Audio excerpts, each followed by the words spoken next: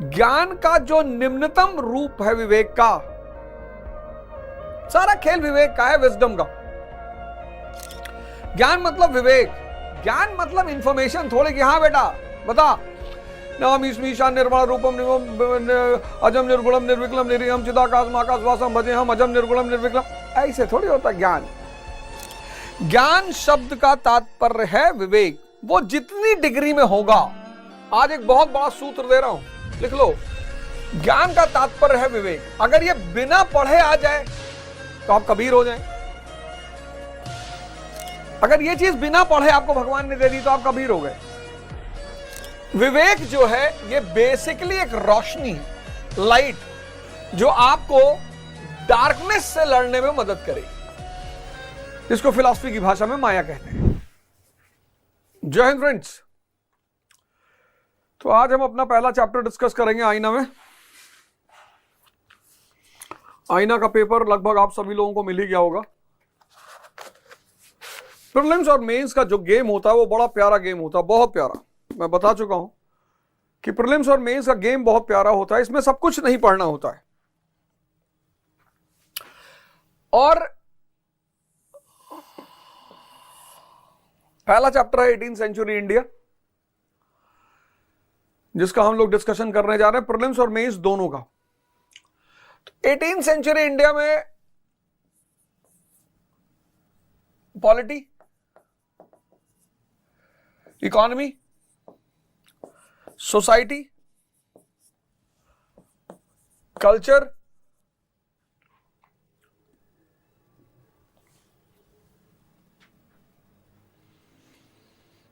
इनको अगर हम सामने रखें तो कौन कौन से टॉपिक आएंगे? डिक्लाइन ऑफ मुगल्स आएंगे, डिक्लाइन ऑफ मुगल्स,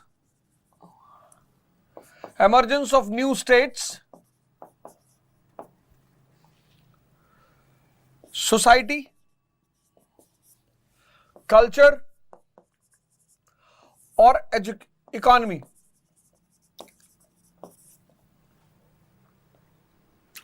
ये चार क्रूशियल हेडिंग्स होंगी। कोई भी देश गुलाम तब होता है जब वो कमजोर होता है, और कमजोर क्यों होता है? जब वो बैकवर्ड होता है। बैकवर्डनेस से पैदा होती है वीकनेस। कोई व्यक्ति हो, कोई समाज हो, कोई राष्ट्र हो, कोई भी, बैकवर्डनेस से पैदा होती है वीकनेस, और बैकवर्डनेस और वीकनेस का परिणाम है गुलामी, स्लेवरी। 18th century.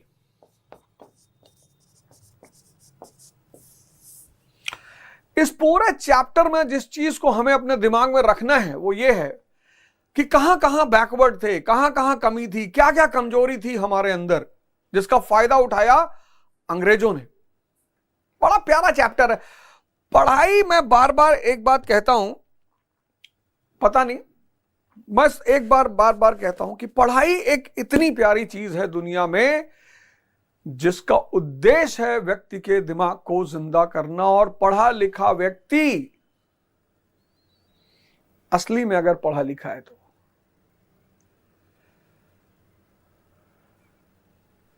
असलियत में अगर उसने पढ़ा, असलियत में उसके पास ज्ञान है, तो ज्ञान का जो निम्नतम रूप है विवेक का, सारा खेल विवेक का है, विजडम का। ज्ञान मतलब विवेक, ज्ञान मतलब इंफॉर्मेशन थोड़े कि हाँ बेटा बता, नाम ईशान निर्मल रूपम अजम निर्गुणम निर्विकलम निर्यम चिदाकाश आकाश वासम भजे हम अजम निर्गुणम निर्विकलम, ऐसे थोड़ी होता ज्ञान। ज्ञान शब्द का तात्पर्य है विवेक, वो जितनी डिग्री में होगा। आज एक बहुत बड़ा सूत्र दे रहा हूं, लिख लो। ज्ञान का तात्पर्य है विवेक। अगर ये बिना पढ़े आ जाए तो आप कबीर हो जाएं। अगर ये चीज बिना पढ़े आपको भगवान ने दे दी तो आप कबीर हो गए। विवेक जो है ये बेसिकली एक रोशनी है, लाइट, जो आपको डार्कनेस से लड़ने में मदद करेगी, जिसको फिलॉसफी की भाषा में माया कहते हैं। तो सब नहीं पढ़ना होता है। अब जो इस लेवल से तैयारी कर रहा है, कुछ लोग पढ़े जा रहे 5 साल से 10 साल से पढ़ रहे हैं। 10 साल से कहां पढ़ रहे हो? 10 साल से क्या पढ़ रहे हो? ऐसी कौन सी चीज 10 साल से पढ़ रहे हो जो तुमको तैयार ही नहीं हो रहा है? आईएएस की तैयारी का मतलब 1 साल तैयारी, 1 साल प्रैक्टिस, फिर गए एग्जाम दिए, नहीं हुआ, सेकंड ऑप्शन तुरंत उसमें भिड़ गए, क्योंकि तैयारी तो हो ही चुकी है, अब रिवीजन करना है। मतलब पहला अटेम्प्ट आईएएस का देने के बाद अगर व्यक्ति का सिलेक्शन नहीं होता है, तो अगर घर वाले कहें कि नहीं दूसरा दे दो बिना कुछ किए, तो आप दे दो, वरना आप तुरंत दूसरे साइड को अपना लो तुरंत। नहीं, आज की जो पेस है दुनिया की, उसमें आप बहुत पिछड़ोगे भी और परेशान भी बहुत हो जाओगे। तो अब इस क्वेश्चन पेपर में हमें सिर्फ इतना देखना है कि भाई ये 5 चीजों को चेक करना है। ये देखो, अच्छा क्वेश्चंस कैसे आते हैं? हाँ, मेन बात वो तो दिमाग से उतर ही गया। क्वेश्चंस कैसे आते हैं? 3 तरह के क्वेश्चंस आते हैं। एक जनरल क्वेश्चंस आते हैं, जो पहला क्वेश्चन है आप लिखते जाइएगा सारे क्वेश्चन पे। दूसरा, चैलेंजिंग क्वेश्चंस आते हैं। चैलेंजिंग, ये कॉमन सेंस बेस्ड क्वेश्चंस होते हैं, इसी में फंसने ज्यादातर लोग। और तीसरा, टफ, कोई जरूरत नहीं इन्हें जानने की। 100 में से सिर्फ 60 क्वेश्चन करने, आप मेंस का एग्जामिनेशन लिखेंगे। और पिछली बार जब मैं डिस्कस कर रहा था, मैंने कहा था एग्जाम में क्या चेक होता है? नॉलेज, ज्ञान। और कंपटीशन में क्या चेक होता है? टैलेंट। कितने लोग कोचिंग करते हैं, और आज जो कोचिंग के प्रति गुस्सा लोगों में है, कोचिंग के प्रति जो क्रोध है लोगों में, वो बहुत हद तक जायज भी है, क्योंकि सिर्फ पढ़ाए जा रहे हैं। अच्छा, अब स्टूडेंट को पता नहीं कमी कहां है, स्टूडेंट को पता नहीं कमी कहां पे है। 98% कोचिंग बहुत अच्छा पढ़ाती हैं, सिलेबस टाइम पे पूरा करती हैं, सिलेबस टाइम पे पूरा कर देंगी, टेस्ट सीरीज करवा देंगी, मेंटरशिप भी करवा देंगी, लेकिन फिर भी आपके अंदर कॉन्फिडेंस नहीं आएगा, क्योंकि पढ़ना नहीं है।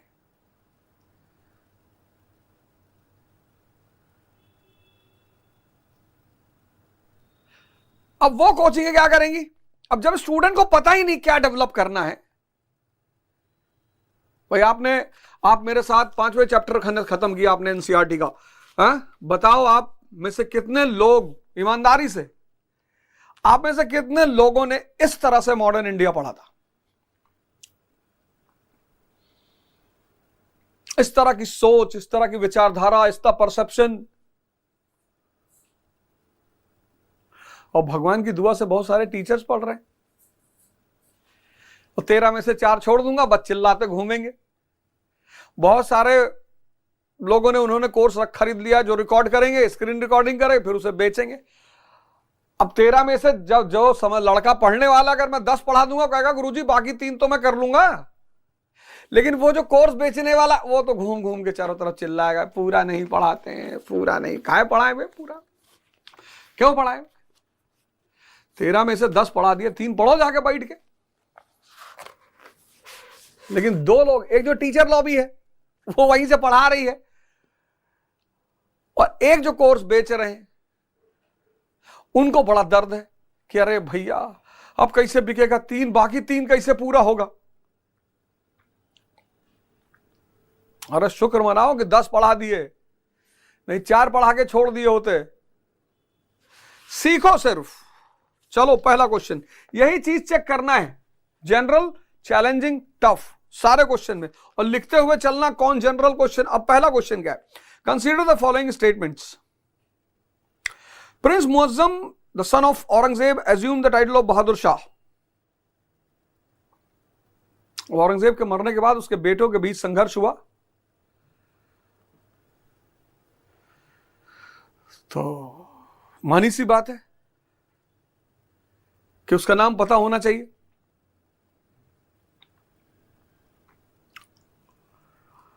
According to few historians, Bahadur Shah won can be considered as the last Mughal emperor. दोनों सही है। सिडनी वोमन का एक बड़ा फेमस स्टेटमेंट है, सिडनी वोवन, हिस्टोरियन है सिडनी वोवन। सिडनी वोवन लिख लो, हो सकता है इसका नाम ही पूछ ले किसी दिन, हालांकि पॉसिबिलिटी नहीं है, लेकिन टफ क्वेश्चन की श्रेणी में आ सकता है। सिडनी वोवन हिस्टोरियन है। इसके कहा है कि यह आखिरी आदमी था जिसके बारे में कुछ अच्छा कहा जा सकता है। वो कहता है कि आखिरी आदमी है जिसके बारे में कुछ अच्छा कहा जा सकता है। ये जनरल क्वेश्चन है, लिख लो, यही ऊपर लिख लेना जनरल क्वेश्चन। तो 10 पेपर के बाद तुम्हें पकड़ में आने लगा कि यार जनरल और चैलेंजिंग में फर्क क्या होता है। गुरु हम ही तुमको आईएएस बनाएंगे, पढ़ाएंगे भले नहीं, लेकिन आईएएस तुम हमारी वजह से ही बनोगे, इतना याद रखना गुरु। और पढ़ना तो पढ़ाने वाले तो 5 लाख टी बहुत बढ़िया पढ़ाते हैं सब। दूसरा question, what was true about Bahadur Shah 1? Bahadur Shah के बारे में क्या सच है? After his death his body was not buried for a month. एकदम सही। सोचो सिविल वॉर में इतना डूबे हुए थे लोग कि इसकी बॉडी दफनाना ही भूल गए। He granted the chauth of Deccan to Marathas. Sardeshmukhi chauth तो दिया ही नहीं, यही तो मुद्दा फंसा हुआ था। हाफ हार्टेड कंसिलिएशन, इसीलिए एनसीईआरटी यूज करती है शब्द हाफ हार्टेड कंसिलिएशन। तो दूसरा स्टेटमेंट गलत है। इन द बिगिनिंग ही made an attempt to gain greater control over the Rajput states. Correct. Rajput राजाओं पर इसने शुरू में ज्यादा दबाव करने की कोशिश की। आमेर के राजा जय सिंह को रिप्लेस करने की कोशिश की। किससे? विजय सिंह से। सब एविडेंस है, इसको लिखना है। आमेर के जो राजा थे जय सिंह, उनको रिप्लेस करने की कोशिश की विजय सिंह से।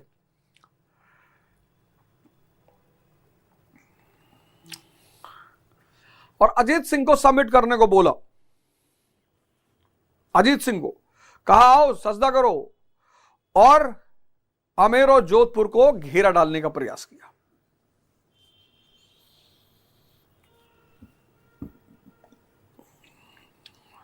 He made peace with Bundelas and Jat. कौन कौन राजा था? छत्रसाल और चूरामन जाट। तो सी, दूसरे का आंसर है सी। General question, general. लेकिन देखो एक क्वेश्चन पे तुम्हारे 3-4 फैक्ट तैयार हो रहे हैं। इसकी फाइल बनाना, पूरे 10 पेपर की फाइल बनाना, फाइल बहुत मजा आएगा। मतलब एग्जाम देने जाओगे ना आईएएस का, तुमको लगा यार मास्टरवा सब तो बता ही दिया था। After the death of Aurangzeb which new features emerge under Mughal rule? Aurangzeb की मृत्यु के पश्चात किन नए तत्वों का उदय हुआ? किंग मेकर बिल्कुल हुआ, इजारेदारी एकदम, revenue farming, physical breakup of empire बिल्कुल 1724 निजामुल मुल्क हैदराबाद चला गया, फॉरेन इन्वेजन नादिर शाह। तो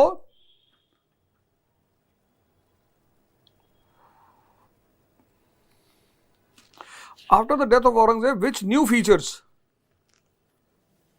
emerged under मुगल रूल?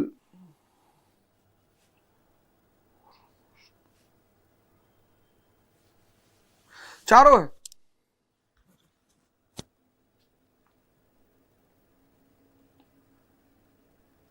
ना ना ना ना ना, अरे बाप रे बाप रे बाप रे बाप रे बाप रे, अरे भैया ये फीचर थोड़ी है मुगल रूल का। ये कॉमन सेंस बेस्ड क्वेश्चन है, यहां फंस जाते तुम। यहां लिखो कॉमन सेंस। अभी देखो 1 मिनट के लिए मैं यहां लिखो कॉमन सेंस। अब यहां पे क्या, अब देखो तुम खेल देखो प्रीलिम्स का। अब इस क्वेश्चन नंबर 3 को देखो, बड़ा आसान सा क्वेश्चन है, बहुत आसान। लेकिन चूंकि जब तुम प्रीलिम्स का हॉल में बैठते हो तो तुम्हारे मन पे एक दबाव काम कर रहा होता है, इसी तरह के क्वेश्चनों को वो गलत करवा देता है। अब ये क्वेश्चन है कि after the death of Aurangzeb which new feature emerge under Mughal rule? मगर मुगल शासन में कौन से नए तत्वों का उदय हुआ? शासन में, उसके शासन में उदय थोड़ी हुआ विदेशी आक्रमण का, वो तो उसकी कमजोरी का परिणाम है। ये क्वेश्चन तुम गलत मार देते हैं। इसका आंसर है डी, 1 2 3। क्वेश्चन लिखना कॉमन सेंस, आज सोचना इस बात पे। यही क्वेश्चन बहुसंख्यक लोग तुम गलत मार के आते, बहुसंख्यक। अभी ये किताब खरीद लो, अवध ओझा वाली, ओसवाल पब्लिकेशन, पूरी सॉल्व कराएंगे प्रीलिम्स के पहले, और इतनी शानदार तरीके से सॉल्व कराएंगे, एक एक क्वेश्चन प्रीलिम्स में करके आओगे। देखो तीसरा क्वेश्चन क्या है, चैलेंजिंग क्वेश्चन है, बहुत लोग आता हुआ गलत मारे होंगे। During the period of later Mughals what were the big challenges for Mughal rulers. मतलब लेटर जो परवर्ती जो मुगल हैं उनके सामने क्या क्या चुनौतियां थी। फाइनेंशियल बैंकरप्सी, वित्तीय दिवालियापन बिल्कुल चुनौती था, विद्रोह चुनौती था, फैक्शनलिज्म अमंग नोबल्स, गुटबंदी चुनौती था, जजिया ये कहां चुनौती है यार।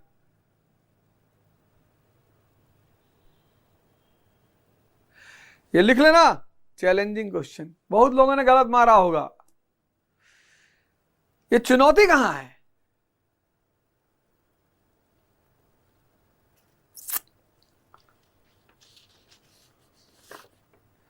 फोर का सी, क्वेश्चंस के प्रकार लिखते जाना, तब तुम्हें पता चलेगा इस पेपर के अंत में कि चाचा तुम गलती कहां करते हो। तुम तो सिर्फ टेस्ट सीरीज वरीज देते रहते हो कि 40 वहां दे दी, 50 वहां दे दी, 100 वहां दे दिया, 800 वहां दे दिया, तुमको पता ही नहीं चल पाता कि तुम गलती कहां कर रहे हो। मैंने कहा ना, भारत में अगर 100 कोचिंग है तो 98 बहुत सही कर रही हैं, लेकिन तुम्हारे अंदर सुधार नहीं कर पा रही है। अब ये 3 तरह के क्वेश्चन हैं, यहां पे फंसता है लड़का। कुछ तो जनरल में भी फंस जाते हैं, और लिखते जाना सारे क्वेश्चन के प्रकार। 5वां question, who among them were the famous king makers during later Mughals. इनमें से कौन प्रसिद्ध किंग मेकर थे? जुल्फिकार खान, बिल्कुल, यहां पे उसके राजा का नाम लिख लो, जहांदर शाह। सैयद ब्रदर्स, बिल्कुल, फारूक सियार, मोहम्मद शाह रंगीला। निजामुल मुल्क, मोहम्मद अमीन खान। मोहम्मद अमीन खान चाचा है निजामुल मुल्क के, ऑल ऑफ देम। सामान्य जनरल क्वेश्चन, 5वां भी जनरल लिख लेना, सामान्य question. Consider the following statement. 6ठा, till 1739 Mughal rule was in a situation of recovery. 1739 तक मुगल शासन को फिर से ट्रैक पर लाया जा सकता था। In 1724, the moving of Nizamul Mulk towards Deccan was a big setback for Mughals. इसमें सच कौन सा है? दोनों सच हैं, सी का आंसर, 6th का सी। लेकिन अब यहां कुछ पॉइंट्स ऐड कर लो। Till 1739 Mughal rule was in a situation of recovery, question mark लगाओ, कैसे? अब एनसीईआरटी कहती है no quick changes in imperial authority, मतलब शाही सत्ता में कोई तेजी से परिवर्तन नहीं हुआ, लंबे समय तक मोहम्मद शाह रंगीला का शासन था। No quick changes in imperial authority, Mughal prestige अभी भी बरकरार। दूसरा point, artillery war was still a force, तोपखाना अभी भी एक शक्ति था।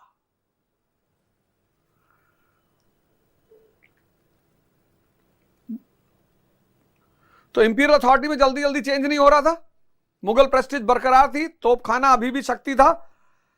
Administration has not broken down in north India, उत्तर भारत में प्रशासनिक संरचना अभी टूटी नहीं थी, बिखरी। ये 4 रीजन। और 1724 से फिजिकल ब्रेकअप, क्योंकि यहां जैसे ही निजाम गया बाकी लोगों को सूचना मिल गई कि चलो मुर्शीद कुली खान,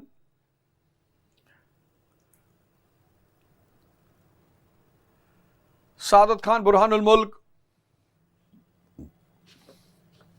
6ठा क्वेश्चन, सिंपल सामान्य क्वेश्चन, जनरल क्वेश्चन लिख लेना। 7वां,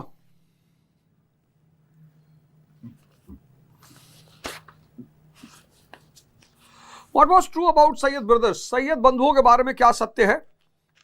दे believed in harmony of Hindu and Muslim chiefs and nobles, एकदम सही है, हिंदू मुस्लिम एकता के समर्थक थे वो, बिल्कुल सही। They believed in Jahandar Jahandari administration, ये टर्म बहुत प्यारा है, जहांदारी। दे बिलीव्ड इन जहांदारी एडमिनिस्ट्रेशन, दुनियावी कि शासन में धर्म का कोई इंटरफियरेंस नहीं होना चाहिए, लिख लो।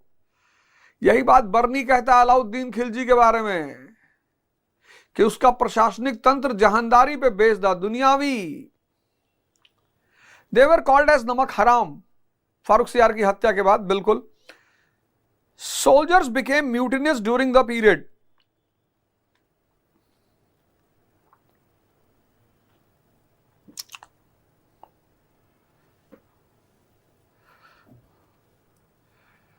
ऑल आर ट्रू, सब सही है। They believed in harmony of Hindu and Muslim chiefs. Ajit Singh और जयसिंह को अपनी तरफ मिलाया, मराठों को स्वराज दिया, ट्रीटी ऑफ दिल्ली 1719, बहुत बड़ी बात। जजिया हटाया, पिलग्रिम टैक्स हटाया, तीर्थ यात्रा कर हटा दिया, जजिया हटा दिया, तीर्थ यात्रा कर हटा दिया, मराठों को उनका स्वराज दे दिया। तो इस आधार पर कहा जाता है कि यह जहांदारी शासन था।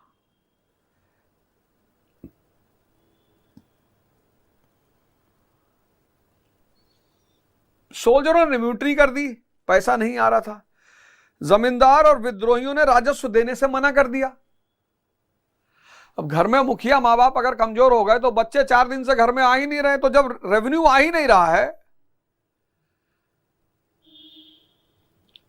और जिनको रेवेन्यू जमा करना है वो उल्टा सीधा अकाउंट दे रहे, कह रहे पैसा है ही नहीं,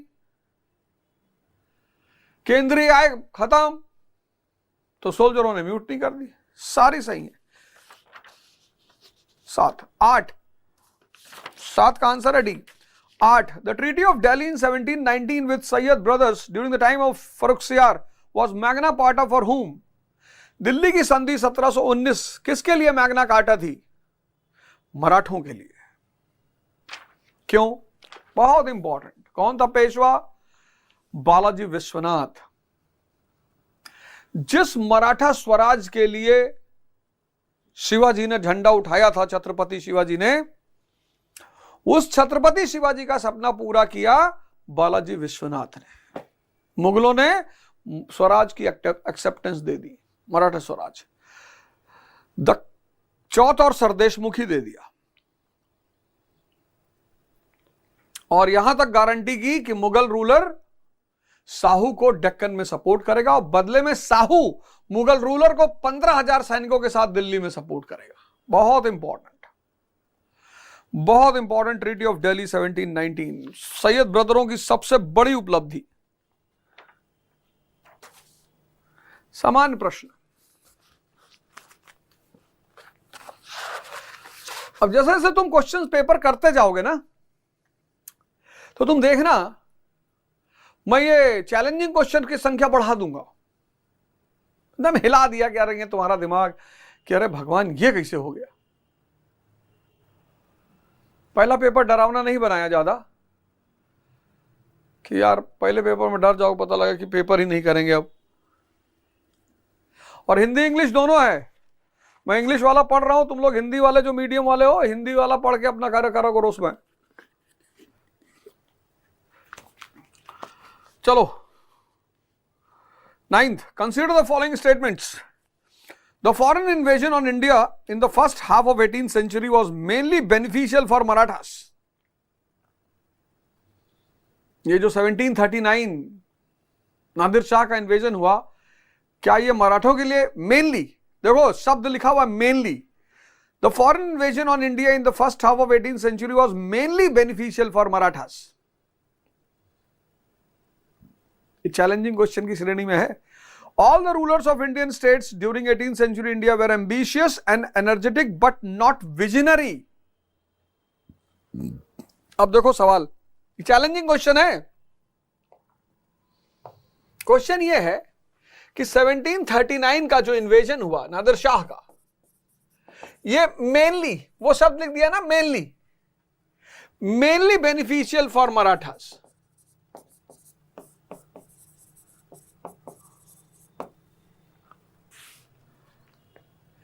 इसी के बाद शुरू हुआ एंग्लो कर्नाटिक वॉर, इंग्लिश कंपनियां तुरंत एक्टिव हो गई, तो मेनली बेनिफिशियल फॉर मराठास गलत है। मराठा के लिए तो बेनिफिशियल थी ही, यूरोपियंस के लिए भी बेनिफिशियल थी। देखो वही मेनली शब्द को अगर पकड़ लिए होते तो क्वेश्चन तुम्हारा नहीं गलत होता। ये चैलेंजिंग, यही क्वेश्चन प्री में गलत कराओगे, आता हुआ क्वेश्चन। जितने लोग प्री से बाहर होते हैं वो चैलेंजिंग क्वेश्चन लिख लेना, चैलेंजिंग क्वेश्चन। वो अब देखना, जब मैं पेपर के एंड में आऊंगा तब देखना कि तुम्हारा चैलेंजिंग क्वेश्चन कितना सही था। अगर चैलेंजिंग क्वेश्चन सारे सही थे तो तुम मेंस लिखोगे। चैलेंजिंग क्वेश्चन अगर सारे गलत थे तो 5 लाख अटेम्प्ट तुमको सरकार दे दे तब भी नहीं क्वालिफाई कर पाओगे। 99% जो लोग आईएएस के प्रीलिम्स में फेल होते हैं वो इसलिए फेल नहीं होते क्योंकि उनको नहीं आता है, ये मुद्दा ही नहीं है। वो इसलिए फेल होते हैं कि इन चैलेंजिंग क्वेश्चंस की उनकी प्रैक्टिस नहीं होती है। अगला पेपर हिंदी में डिस्कस करेंगे, चिंता मत करना। एक पेपर इंग्लिश, एक पेपर हिंदी। तो पहला गलत हो गया क्योंकि मेनली बेनिफिशियल फॉर मराठास तो नहीं है। मराठों के लिए बेनिफिशियल है, दिल्ली पहुंच गए, मुगल एम्पायर का भय खत्म हो गया, लेकिन यूरोपियंस के लिए भी बेनिफिशियल है। तो पहला स्टेटमेंट गलत है। All the rulers of Indian states during 18th century India were ambitious and energetic but not visionary. कह रहा जितने भी रूलर थे 18वीं शताब्दी उसमें कोई विजनरी नहीं था। टीपू सुल्तान विजनरी, तो दोनों गलत है। टीपू सुल्तान, मार्तंड वर्मा, जय सिंह, ये सब विजनरी थे। टीपू सुल्तान, मार्तंड वर्मा, जय सिंह। अभी इन पे आगे क्वेश्चन है, टेंशन लेने की जरूरत नहीं है। देखो क्वेश्चन नंबर 9 चैलेंजिंग। अब अगर ये क्वेश्चन तुम्हारा गलत हुआ तो तुम गेम से बाहर हुए। भाई साहब ऐसी रिवीजन करवा दूंगा प्रभु के आशीर्वाद से, परमात्मा के आशीर्वाद से, और तुमको ये क्वेश्चन कहीं मिलेगा नहीं चाचा। तो क्वेश्चन पेपर मार्केट में आया होगा तो बहुत लोग इस पे R&D किए होंगे कि ढूंढो ढूंढो ढूंढो कहां लिखा है, लोगों को बताया जाए, वीडियो बनाया जाए कि फलाने टॉप किताब से चुराया गया है। इसीलिए 1 महीना का टाइम दिए थे इस पेपर में कि कोई भाई बंद दोस्त, क्योंकि बैठे तो सब होंगे पेपर लेके कि यार बाप देख देख देख देख किस पेपर में लिखा हुआ है। What was true about Nadir Shah's invasion in 1739? Nadir Shah के आक्रमण के बारे में क्या सत्य है? Mohammad Shah was taken prisoner, एकदम सही। Terrible massacre of Delhi citizens, question लगा लो क्यों, यही क्वेश्चन मार्क लगा लो क्यों मैसेकर हुआ। टोटल प्लंडर वाज ₹70 करोड़, एकदम सही। Took away all territories west of river Indus, एकदम सही, सभी सही है। जनरल क्वेश्चन, सामान्य। ये नहीं आता तो अपने आप को 2 तमाचा मारो सी से किनारे बैठा के।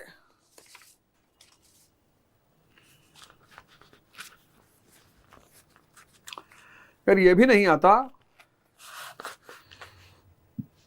11th question, during the time of which later Mughal ruler Delhi itself was a scene of daily riot and tumult. प्रतिदिन दंगा, किस शासक के समय? Shah Alam second. Answer is D. क्यों? Suicidal feuds of Mughal nobility.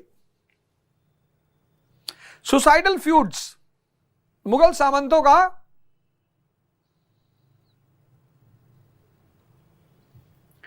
आपसी झगड़ा, and result of invasion of Nadir Shah. Nadir Shah ने सब कुछ, नादिर शाह के हमले ने सारा भ्रम तोड़ दिया था। 11 का D. 12, arrange the later Mughal rulers in ascending order. अब ये क्वेश्चन कितना सरल है, ये क्वेश्चन कितना सरल है। पहला बहादुर शाह 1, दूसरा जहांगीर शाह, तीसरा फारूक सियार, चौथा मोहम्मद शाह रंगीला। अब बहादुर शाह 1 पहला, फिर फारूक सियार, फिर अहमद शाह, फिर आलमगीर सेकंड। तो डी होगा 1, 3, 2, 4। लेकिन तुम इसको लिख लो पूरा, शाह आलम सेकंड तक लिख लो। बहादुर शाह 1 लिख लो यार, शाह आलम सेकंड तक लिख लो, और सबके पीरियड की इंपॉर्टेंट घटना लिख लो, किसके पीरियड में क्या हुआ। बहादुर शाह 1,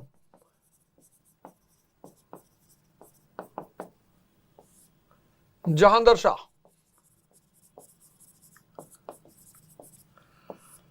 फारूक सियार, मोहम्मद शाह रंगीला,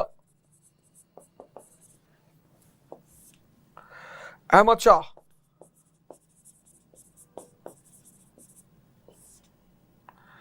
आलमगीर सेकंड, शाह आलम सेकंड। और इसी के सामने, जैसे यहां पे फाइनेंशियल बैंकरप्सी, वित्तीय दिवालियापन, इसी के सामने सारे इनके इंपॉर्टेंट घटनाएं लिख लो।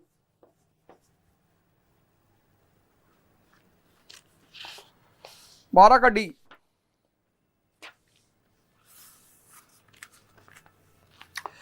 Consider the following statements. 13 number question. After 1739 Mughal rulers survived because of the mercy of English. The only state in 18th century which was understanding the true nature of English was Mysore.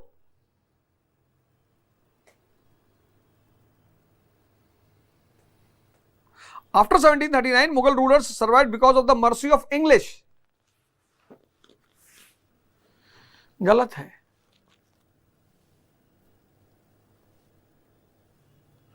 गलत है statement. सिर्फ अंग्रेजों की mercy नहीं, because they acted as a rubber stamp for ambitious rulers. Scindia उठा लाया तो सिंधिया के लिए साइन कर दिए, अंग्रेज उठा ले गए तो अंग्रेज के लिए साइन कर दिए। ए स्टेटमेंट गलत है।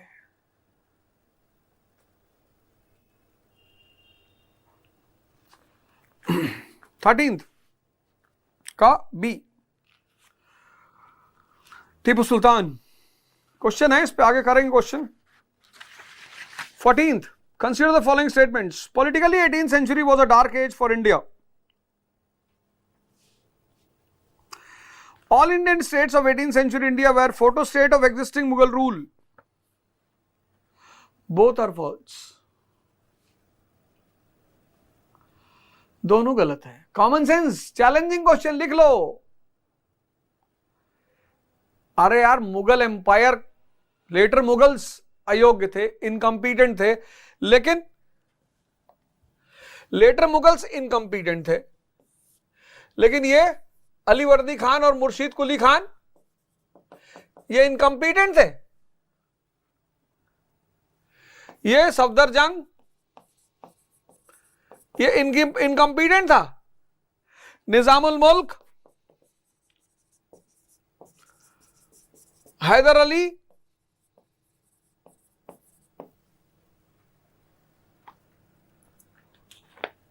तो डार्क एज नहीं है politically. It is true that the later Mughal rulers were incompetent but the new states had efficient rulers. जो नए राज्य पैदा हुए उनके शासक बहुत दमदार थे, लेकिन all Indian states of 18th century India were photo state of existing Mughal rule.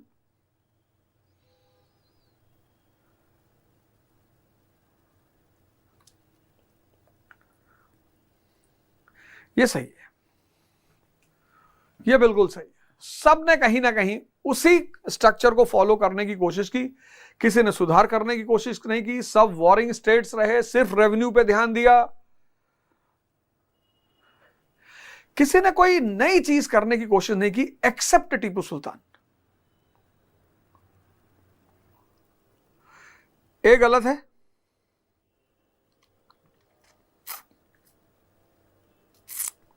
B सही है, बी इज ट्रू। सब रैक रेंटिंग और war. 15th, which of the following statements are true regarding Nizamul Mulk? Nizamul Mulk established independent state in Deccan with will, courage and strength. Correct. Nadir Shah has warned Muhammad Shah against Nizam. एकदम सही। He was a diplomat and benevolent ruler. सही है। After the battle of Palkhed, he accepted Shahu's claim in Deccan. चारों statement सही है और general question है ये।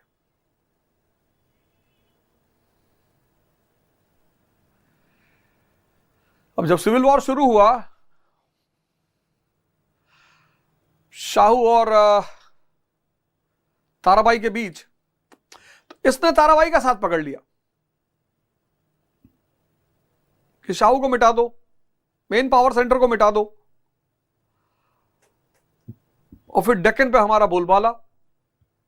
लेकिन 1728 में बैटल ऑफ पालखेड़, लिख लो 1728 बैटल ऑफ पालखेड़,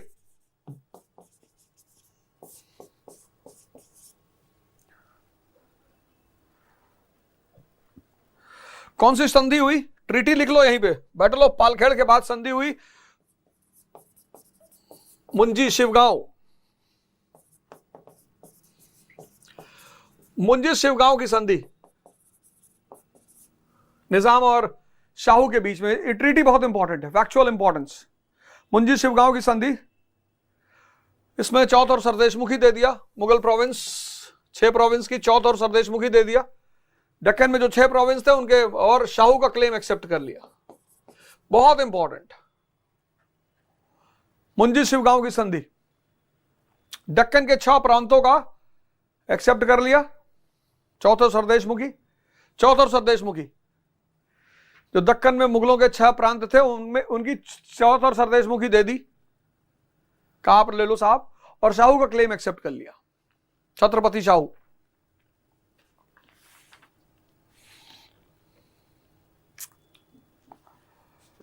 आठ का ए पर 15, question number 15 A. 16th, which treaty ended civil war among Marathas?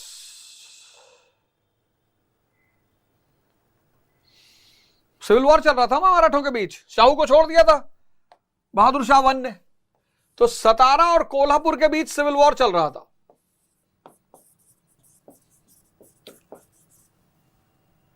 सतारा और कोल्हापुर के बाद सिविल वॉर चल रहा था। इस सिविल वॉर को खत्म किया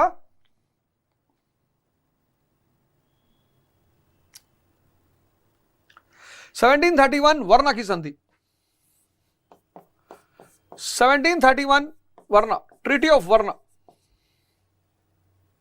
Sambhaji accepted the supremacy of Shahu.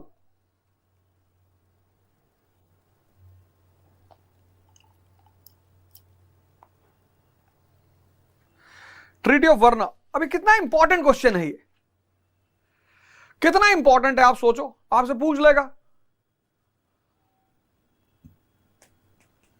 आप इस क्वेश्चन का महत्व देखो भाई साहब, ऐसे ऐसे क्वेश्चन कराऊंगा ना, आप बस ये सीरीज देखना। इस सीरीज का आप इस परीक्षा में, अपने जो आपकी 2025 की परीक्षा होने जा रही है ना, ये सीरीज देखना आपको कितनी मदद करेगी।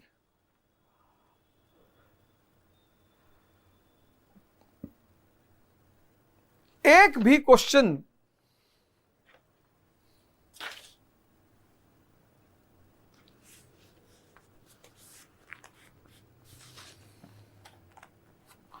सब हैंडमेड क्वेश्चन है सर, बैठ के रात रात में बनाए गए हैं? उसके दुश्मन है बहुत, आदमी अच्छा होगा।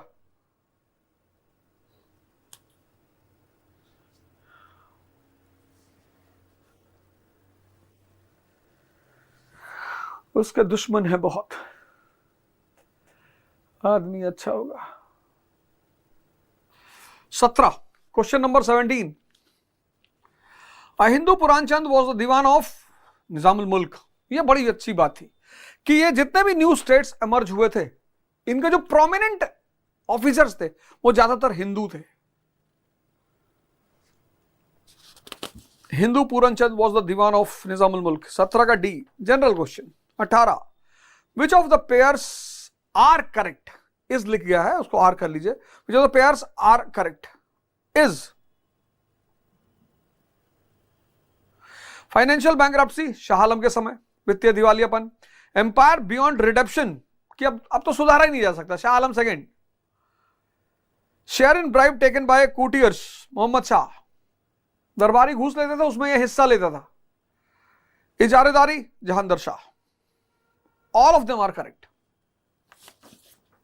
बहुत इंपॉर्टेंट, बहुत इंपॉर्टेंट, बहुत इंपॉर्टेंट।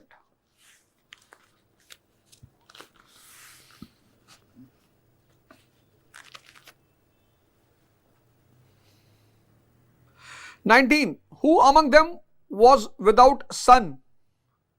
सादत Khan.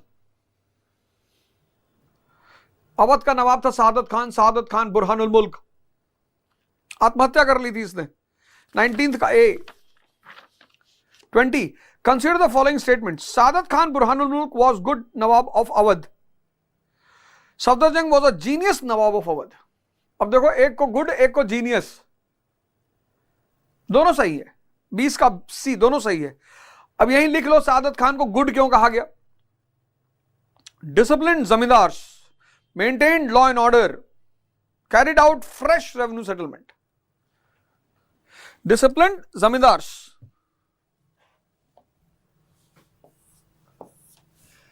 disciplined zamindars,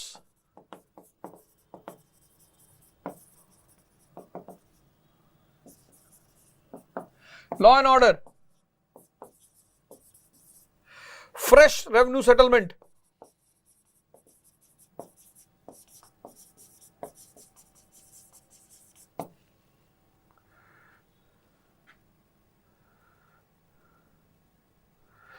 equitable land revenue, बराबर इक्विटेबल लैंड रेवेन्यू,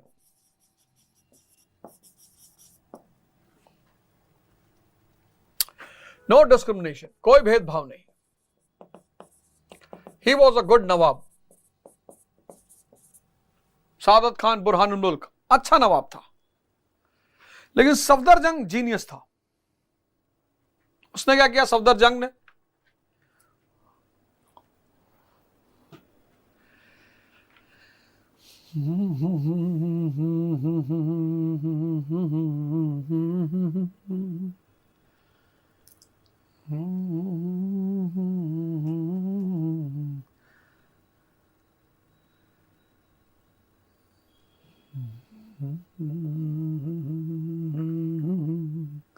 सफदरजंग ने क्या किया?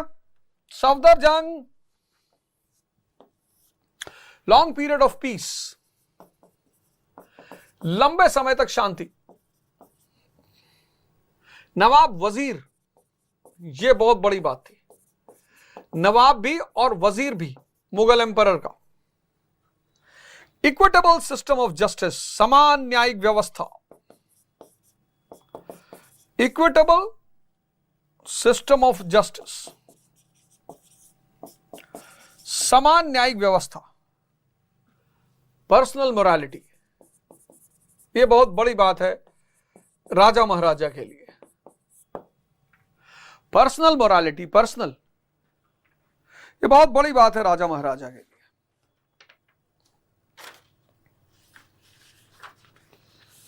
जितने लोग 4, 5, 10 अटेम्प्ट दे चुके हो, 25, 30, सीरीज को कर लेना, बहुत फायदा करेगी तुमको। कम से कम हिस्ट्री के 10 पेपर कर लेना, तुमको समझ में आ जाएगा कि बॉस कैसे करना है, क्या रिवाइज करना है, क्या नहीं करना है, क्या छोड़ देना है। वैसे तो रिवाइज मैं सब करवाऊंगा, तुम चिंता बिल्कुल मत करो।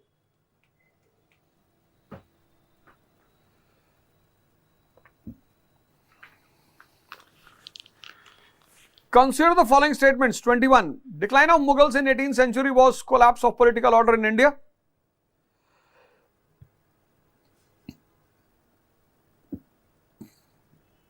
Alivardi Khan of Bengal compared European companies with bees. Bengal के अलीवर्दी खान ने यूरोपीय कंपनियों की तुलना मधुमक्खी से की। बिल्कुल। Decline of Mughals in 18th century was collapse of political order in India. देखो कॉमन सेंस की बात है ये। मुगल डिक्लाइन से पॉलिटिकल ऑर्डर कहां कोलैप्स हुआ? नॉर्थ इंडिया में। रीजनल स्टेट्स पैदा हो गए, संभाल लिया उन्होंने। लिख लो कॉमन सेंस। कॉमन सेंस नहीं लगाओगे तो बाज गए होगे।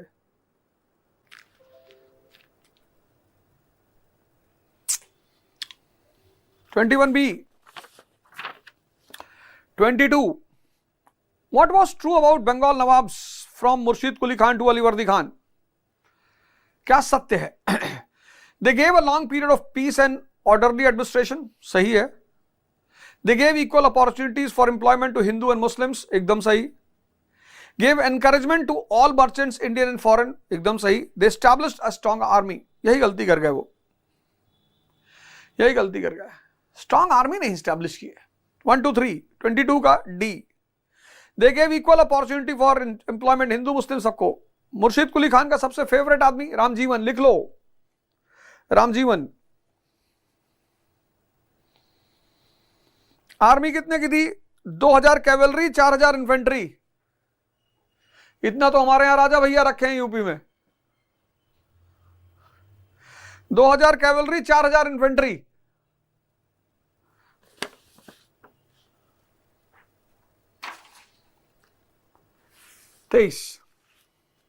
What was true about Murshid Quli Khan? Murshid Quli Khan was inhuman towards farmers partially. बड़ा प्यारा पॉइंट है ये, बड़ा क्रूरल था वो रेवेन्यू कलेक्शन में, बहुत बहुत क्रूर। He laid down the foundation of new landed aristocracy in Bengal. बिल्कुल, पुराने जमींदारों से जमीन छीन के मनी लैंडर को दे दिया। पैसा चाहिए था। पुराने जमींदार कह रहे थे कि तुमको हम राजा मानते नहीं, कहा मानो चाहे ना मानो, तुमको मारेंगे बहुत। He was initially appointed as the Diwan of Bengal, बिल्कुल सही है। He was successful in overcoming corruption completely. Corruption कौन कंप्लीटली का ओवरकम कर पाएगा? 1 2 3। रेवेन्यू कलेक्शन में लिख लो ये बात, रेवेन्यू कलेक्शन में बहुत क्रूर, बहुत बहुत ज्यादा क्रूर। और पुराने जमींदारों से छीनकर जमींदारी किसको दे दी? मर्चेंट्स और ट्रेडर्स को, महाजन्स को। इसके समय में काजी और मुफ्ती भी ब्राइब लेते थे। 23 का D. 24, consider the following statements. Majority 18th century rulers neglected basic reforms in their economy. Majority 18th century rulers neglected basic reforms in their economy. No 18th century ruler throughout thought about science and technology. दोनों गलत है। Majority 18th century rulers neglected basic reforms in their economy. नहीं, ए सही है, ए is true, क्योंकि basic reforms तो टीपू सुल्तान ने किया ही, लेकिन मेजॉरिटी ने निगलेक्ट किया, ये बात एकदम सही है।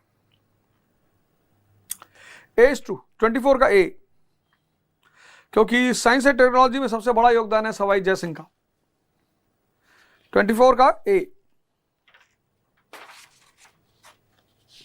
25, who among them are connected to the state of Karnataka? Saadatullah Khan, Dost Ali, Anwaruddin, Mohammad Ali. अब यहीं पे क्या करो तुम, सबका लिख लो यहीं पे। सादतुल्ला खान फाउंडर, सादतुल्ला खान फाउंडर लिख लो। दोस्त अली सक्सेसर, दोस्त अली के बाद Anwaruddin,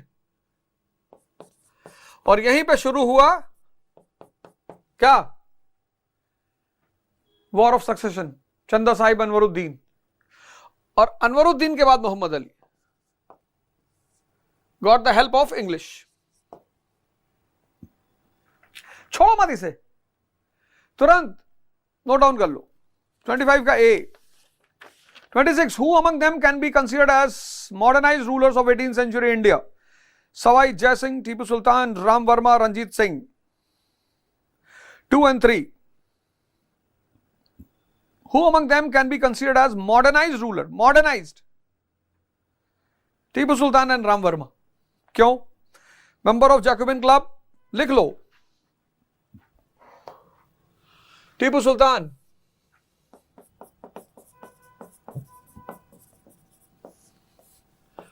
member of Jacobin club,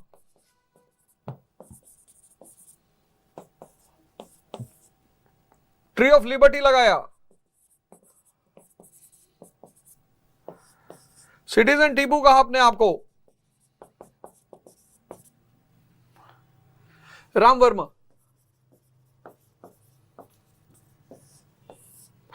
fluent English,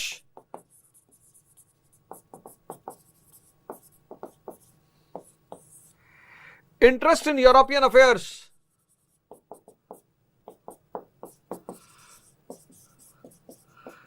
interest in European affairs, regularly read newspapers and journals. आज इस देश में लोग न्यूज़पेपर नहीं पढ़ते। आज इस देश में लोग न्यूज़पेपर नहीं पढ़ते। आज 26C2 and 3, 27 during the battle of Karnal, who among them were rulers in different states? Karnal के समय कौन कौन इनमें से राजा था? बाजीराव 1,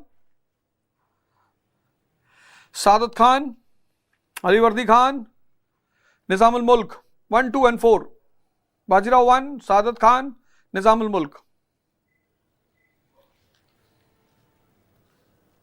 अलीवर्दी खान 1740 में रूलर बना था, सुजाउद्दीन का सन इन लॉ।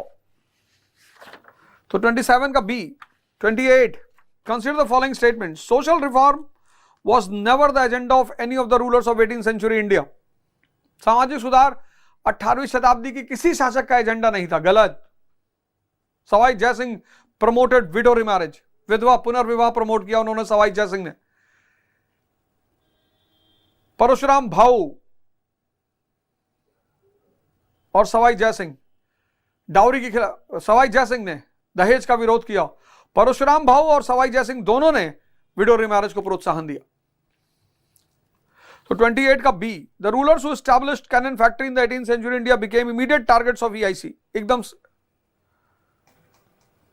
टारगेट्स तो बने पर इमीडिएट नहीं बने। टारगेट बने, इमीडिएट नहीं बने। ए 28 का बी, सॉरी 28 का बी। ए गलत है। 29, Maharaja Nawab Rai was on the highest post of government under which ruler? Safdarjung. अब पोस्ट लिख लेना। 29C। 30, रीजन और assertion. 18th century rulers lacked statesmanship.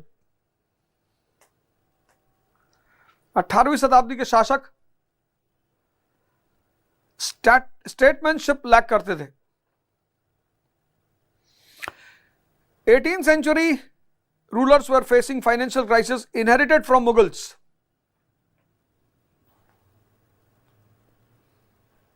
D answer है।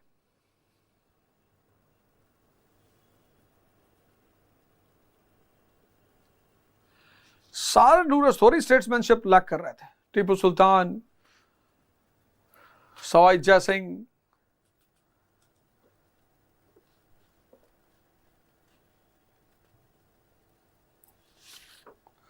D. 31, consider the following statements. In spite of the dominancy on all over India, Marathas under Peshwa lacked the vision of all India empire. बिल्कुल सही। पूरे भारत पर कब्जा करने के बावजूद अखिल भारतीय साम्राज्य का सपना नहीं देख पाई है। Maratha confederacy was the outcome of Saranjami system. Saranjami, वतन जागीर लिख लो। सरंजामी यानी वतन जागीर। पढ़ा दिया है मैंने, अब तुमने अगर पढ़ा होगा तो। सरंजामी सिस्टम यानी वतन जागीर।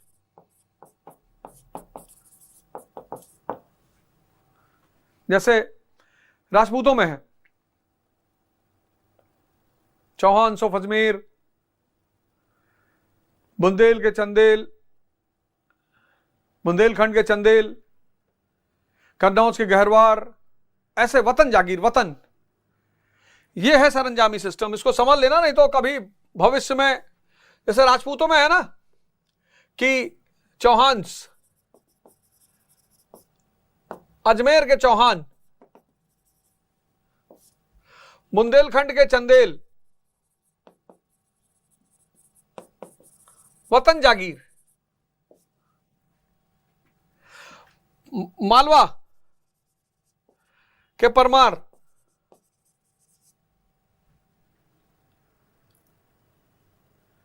मालवा के परमार, कन्नौज के गढ़वाल,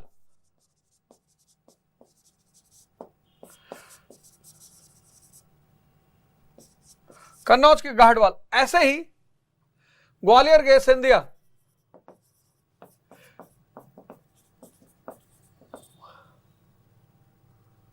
ग्वालियर के Scindia, Nagpur, Bhosle, Indore, Holkar, Baroda, Gaekwad.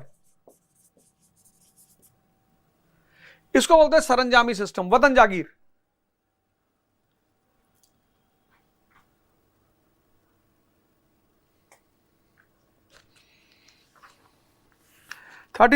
A both are true. Maratha सिर्फ चौथन सरदेशमुखी लेते रहे, उनसे कोई मतलब ही नहीं था, कंसोलिडेशन वगैरह उनसे मतलब ही नहीं था, वो उनका मतलब एक ही था, चौथन सरदेशमुखी। 32 Naib Munib was the title of which Peshwa? Madhavrao second.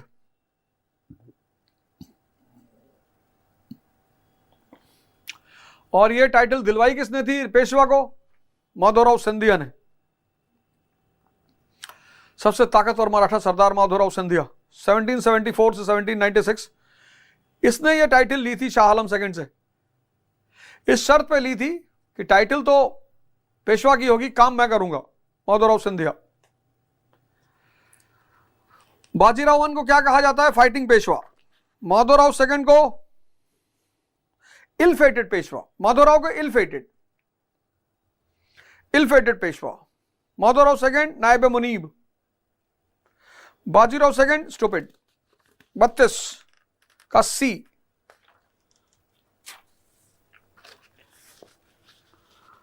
अरे घबराओ नहीं यार, काय परेशान हो रहा हो, इतना सीख रहे हो हैं?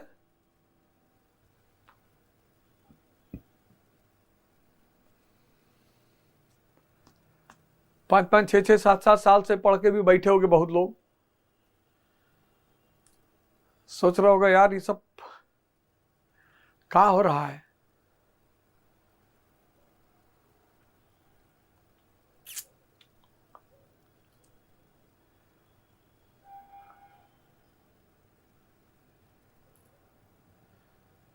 तुम लोग को भी लगता होगा कि क्या हो रहा है यार, ये सब हम काहे नहीं पढ़ रहे हैं। Consider the following statement. इसकी फाइल बना लेना, इन टेस्ट सीरीजों की फाइल बना लेना और प्रीलिम्स से 10 दिन पहले उस फाइल को रिवाइज कर लेना एक बार, बहुत मजा आएगा तुमको। 33 consider the following statements. The English were lucky not to test the valour Raj. अंग्रेजों को राजपूती शक्ति का सामना नहीं करना पड़ा, एकदम सही। Maratha and Afghans in the 18th century war were amassing the wealth, taking the advantage of weakness of Mughal empire। दोनों सही है, मराठा और अफगान पैसा कलेक्ट करने में बिजी थे। 33 का C. 34 Saranjami system was promoted by which Peshwa? Balaji Vishwanath. 34 का ए। इसी को प्रमोट करके इन्होंने अपनी पोजीशन को मजबूत किया था। ये सारे पेशवा, ये सारे सरदार पेशवा के साथ हो गए, तभी तो पेशवाशिप इतनी स्ट्रांग हुई, सरंजामी व्यवस्था। बालाजी विश्वनाथ। किसी के इंटरेस्ट को प्रमोट करोगे तभी वो तुम्हारे साथ रहेगा, ये इस ब्रह्मांड का शाश्वत नियम है। अगर किसी को नहीं प्रमोट कर रहे हो फिर भी वो तुम्हारे साथ है तो महात्मा गांधी है।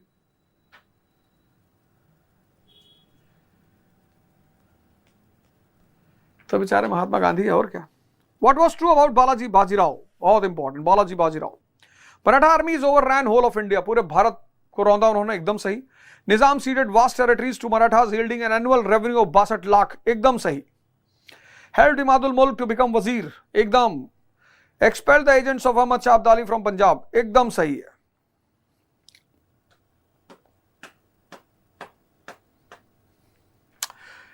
निजाम से 62 लाख के एनुअल रेवेन्यू की किस वॉर के बाद? लिख लो, बैटल ऑफ उदगिर, वहीं पे लिख लो, battle of Udgir 1760। Battle of Udgir 1760। दूसरा पॉइंट जो है, Nizam ceded vast territories, Nizam को हराकर, यहीं इसी बैटल में हराकर 62 लाख के रेवेन्यू की टेरिटरी लिया। इमादुल मुल्क को 1752 में बिठाया गद्दी पे। 35 का ए। 36. Some parts of Bundelkhand were given to Bajirao I as Jagir for helping Bundela chief Chhattisgarh against Muhammad Khan Bangash. बाजीरावन को मोहम्मद खान बंगश के खिलाफ मदद करने के लिए छत्रसाल ने कुछ टेरिटरियां दी थी, झांसी जागीर में दिया था। कौन है ये मोहम्मद खान बंगश? एक अफगान एडवेंचरर है। अलीगढ़ और कानपुर के इलाके में इसने अपनी सत्ता बनाई थी। अफगान एडवेंचरर, लिख लो। 36A. 37. Consider the following statements. Mughal Emperor Shah Alam II became the pensioner of EIC in 1765. कितना सरल क्वेश्चन है, एकदम सही। Mughal Emperor Shah Alam II became the pensioner of Marathas in 1771.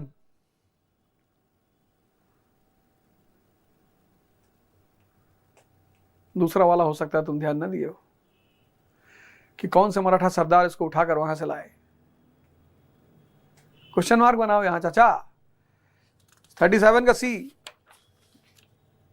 सेना करते in Maratha was related to army. Actually Shahu का सेनापति धनंजय जाधव, तो वो उसको काउंटर करने के लिए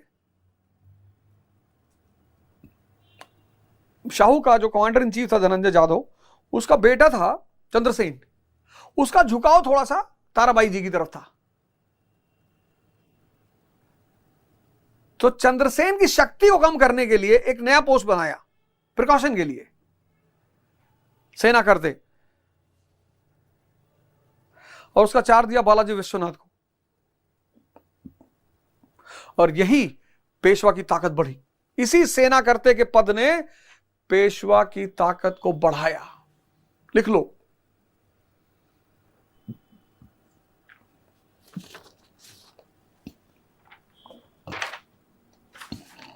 किसने गठन किया था सेना करते का? शाहू ने। Battle of Khed is related to Marathas. यहीं से लिख लो, बहुत इंपॉर्टेंट बैटल है। यहीं से शाहू और ताराबाई में सिविल वॉर की शुरुआत, बैटल ऑफ खेड़। यहीं से शाहू और ताराबाई में सिविल वॉर की शुरुआत। भाई साहब ये सब क्वेश्चन फ्रेम कर देंगे, इसे आसमान की तरफ देखते रह जाओगे।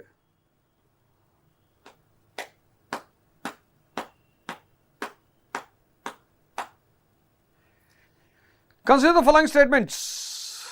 40. The ideal Hindu Padshaahi was shaken during the time of Balaji Bajirao. सही है। Surajmal Jat is rightly considered as a Plato of Jats. ये जो हिंदू पातशाही का सिद्धांत था मराठों का, हिंदुओं के रक्षक, यह बुरी तरह हिल गया बालाजी बाजीराव के समय में। क्यों? होलकर और सिंधिया ने इतनी तबाही मचाई राजपूताना में, बहुत लूटपाट मचाया। लिख लो, होलकर और सिंधिया। रघुनाथ राव ने जाट के किले को कब्जा कर लिया, खुंबेर। तो कहां गया तुम्हारा हिंदू पातशाही?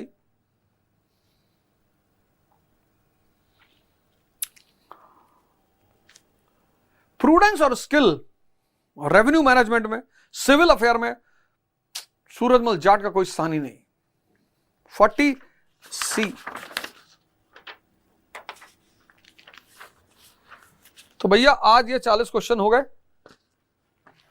कल रिमेनिंग 40 क्वेश्चन करेंगे, 60। कुछ क्वेश्चन कम कर दें क्या यार? 100 बना रहे हैं, बताओ 50-50 कर दें क्या कि 100 ही रहने दें? 100 बहुत हो जा रहा है यार।